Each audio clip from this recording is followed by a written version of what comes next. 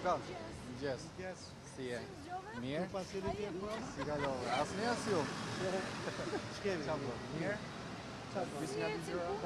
Okej. Gati? Vaj poshtë. Avokat, ju sapo takuat klientin tuaj, si ishte nata e parë në ambientet e paraburgimit dhe ka ndonjë koment klienti juaj për akuzat tashmë duke qenë se edhe ju jeni takuar me të?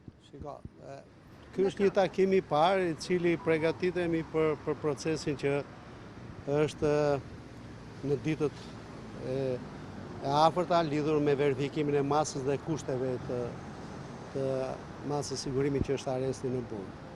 Dhe kuptohet që ne duam dosjen sepse është e turpshme që mbas kaq kohësh, edhe pse kemi bërë kërkesë, edhe pse jemi drejtuar inspektorit të lartë të drejtësisë që na është mohuar një drejt që na vjen në dispozicion dosja, se pa dosje s'kemi si të ngrem dhe pretendime.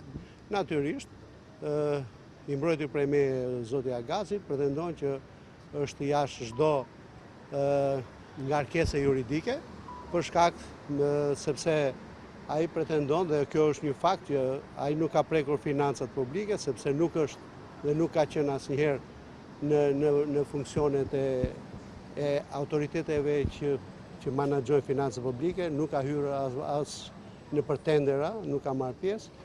Kështu që pavarësisht se s'dua të ashu media, por media e ka fryrë problemin, e ka zmadhuar dhe ka vënë këtë në epiqendër të gjithë kësaj ngarkese dhe procesi të deklaruar nga organi i SPAK-ut. Zoti Ergji, nëse ai është i pafajshëm normal që pretendon, pse nuk është dorëzuar në autoritete? Pasi ka mbi 8 muaj që kërkon. Kjo është pyetje që do të më dhënë një përgjigje.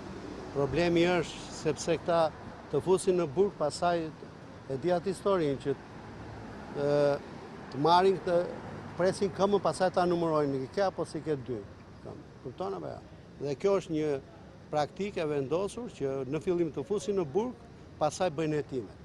Ndërkohë që duhet jetë e kundërta, duhet të bëjnë hetimet, të mbledhin provat dhe pasaj të drejtojnë gjykatës në raport me veprën, me rrezikshmërinë apo jo të personit dhe me gjithë ngarkesën në publik të kërkojnë një masë të përshtatshme me gjithë ato orientime që ka dhënë gjykata kushtetuese.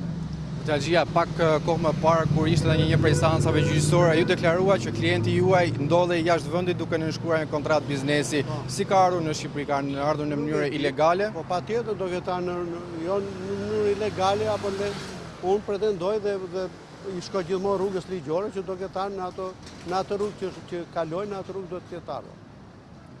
Për sa i përket seancës gjyqësore, kur pritet të mbahet? Na lajmërojnë, mund të bëhet pas nesër. Kështu janë ato afate që juve tashmë i dini. Faleminderit. Faleminderit juve. Faleminderit.